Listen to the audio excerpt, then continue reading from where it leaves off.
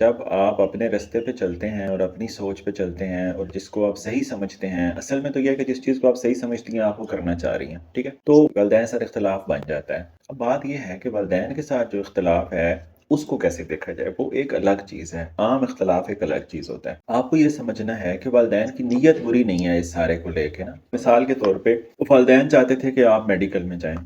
आपका दिल था आर्ट्स में या इंग्लिश में या किसी भी सब्जेक्ट में। उनकी नीयत ठीक है, वो चाहते भी भला ही हैं और वो दुश्मन भी नहीं है और उनको मुझसे मोहब्बत भी है। इस बात पे आप उन्हें एक्नॉलेज करें और अप्रिशिएट करें। रेजिस्टेंस आपको आनी है, ये आपके लिए एक्सेप्टेबल होना चाहिए क्योंकि आपने ज़िंदगी को अपने स्टैंस पे गुजारने की कोशिश की है। ये आपका राइट है, लेकिन जो मुआशरे का तनकीद है, फैमिली का है, घर वालों का है, पेरेंट्स का है, वो अटल है, वो आ जाता है जब खास तौर पे उनका पैराडाइम अलग हो, आपका पैराडाइम इवॉल्व हो जाए। इंसान बढ़ता है ना तो शऊर चेंज हो जाता है, शऊर बदल जाता है, मिजाज अलग अलग होते हैं। कोई किसी चीज़ को सही समझता है, कोई किसी को, हो सकता है आपको लगता हो आप आर्ट्स पढ़ के भी ज़्यादा बड़ा काम कर सकते हैं मेडिकल से, लेकिन ज़रूरी नहीं होता कि जो आपको समझ आ रहा है अपनी ज़ात के बारे में, अपने करियर के बारे में, अपनी काबिलियत के बारे में, वो दूसरों को भी आए। फिर जब दूसरे कहते हैं आपसे नहीं होगा और आपसे ज़रा सा ना हो तो फिर प्रेशर और ज़्यादा बढ़ जाता है, क्योंकि पिछले पहले ही बैठे थे कि कहाँ गिरते आप और उन्होंने बात लगानी है आपको। फिर हो सकता है आप वाला प्लान दुरुस्त हो लेकिन नतीजे लेट आने हों। लेट जब नतीजे आएंगे तो घर वाले मान ही जाया करते हैं कि ये सही था या सही थी। तो पहली बात यह है कि उनके साथ जो इख्तिलाफ है उसको बिल्कुल अलग तरीके से देखा जाए। कहाँ से शुरू किया जाए? वो अपनी जगह पे ठीक है, वो मुआशरती सोच के मुताबिक सोच रहे हैं, वो सोच ऐसी ही है। इकोनॉमिक रीजंस पे वो ठीक कह रहे हैं, वो मेरी भलाई और वेल विशिंग के लिए कहते हैं, और जब उन्हें लगता है कि मैं बात नहीं मानती तो वो रिएक्शन के तौर पे कुछ ताने दे देते हैं, इट्स ओके, ठीक हो गया। जब आप इसको एक पर्सपेक्टिव में डालेंगे तो आपको पता होगा कि लोग मेरे से इख्तिलाफ करते हैं, रेजिस्टेंस आती है, बट स्टिल मुझे चूज करने दिया गया है BS अपना, अपनी पसंद का। और सपोज ये आपकी चॉइस है कि आप पर्दा लेती हैं और आपने एक अच्छी कॉज के लिए लेना शुरू किया है और आपका एक अपना सच है जिस पे आप अमल दरामद होना चाहती हैं। वो सिर्फ पर्दा नहीं है, वो कोई भी इंसान अपने अंदर कोई तब्दीली लाना चाहता है। कोई लड़का कहता है मैं दाढ़ी रखनी है, या कोई कहता है कि मैं ये काम छोड़ दूंगा, मैं सिगरेट छोड़ दूंगा, तो ठीक है, इंसान का शऊर बेहतर हुआ, इंसान ने कुछ अच्छाइयों को अपनाने की कोशिश की। अब मुआशरे अपनी सोच से सोचता है, वो वहीं खड़ा है जहाँ पे वो था। आपकी सोच आगे चली गई है, शऊर आ गया है, बेहतर हो गई है, तो उसका फौरी नतीजा ये नहीं होना चाहिए कि हम उन्हें बुरा भला समझें। हम उनके लिए भी दुआ करें कि उनमें भी वो अच्छाई आए और अपना तर्ज ज़िंदगी उनके साथ बिल्कुल ठीक रखें। आप नॉर्मल गुफ्तगू करें, अपने हिसाब से चलते रहें और उनके साथ बदतमीज़ी ना करें, उनको हर्ट ना करें, उनको बुरा भला ना कहें, उनकी नीयत के बारे में बदगुमान ना हो और उनको समझाने की कोशिश इस तरह से ना करें कि वो गलत साबित हो जाएं।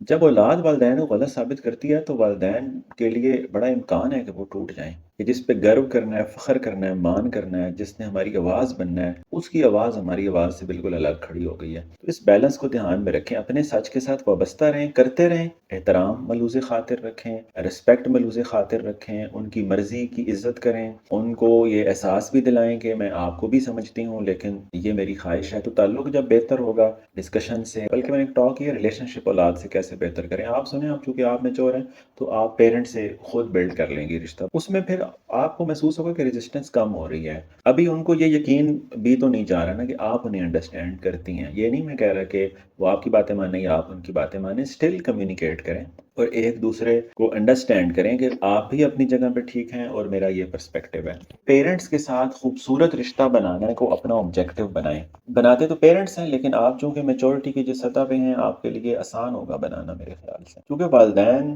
की नीयत बहुत सिंसियर होती है। बाकी जो जितनी समझ रखता है वो बात कहता है और उनके लिए अपना सच उतना ही अहम है जितना आपके लिए अपना अहम है। तो उनके सच की भी इज्जत करें जितना आप अपने सच को मोतबर समझते हैं। वालिदैन के बड़े हकूक हैं और ऐसा ना हो कि हमारा कोई अमल उनके लिए अजियत का बायस बने। तो अगर किसी सच के साथ हम वाबस्तगी निभाते हैं तो उनको अजियत से निकालने का बंदोबस्त भी हमने करना है। ये ज़िंदगी आजमाइश के उसूल पे है। जब दो मुख्तलिफ सोच के लोग रहते हैं तो आजमाइश हुआ करती है। इस आजमाइश को आपने हिकमत अमली से काटना है और ये बड़े अजर की बात है और ये बहुत बड़ी सादत मंदी की बात है कि आप पेरेंट्स के को जज्बाती तौर पे मुतमईन रख के चलाएं। ये चीज़ उन्हें टूटने से बचाएगी, बीमार होने से बचाएगी, उनके लिए फ़ख्र की बात होगी। कम अज़ कम उन्हें ये तो एहसास दिलाया जा सकता है कि हम ये समझते हैं कि आप अपनी बात पे ठीक हैं, लेकिन ये तहफ़्फ़ुज़ात मेरे इस वजह से हैं, ठीक है, किसी भी मामले में। तो पेरेंट्स के साथ कट ऑफ करना ठीक नहीं है, ज़्यादा असर्टिव होना भी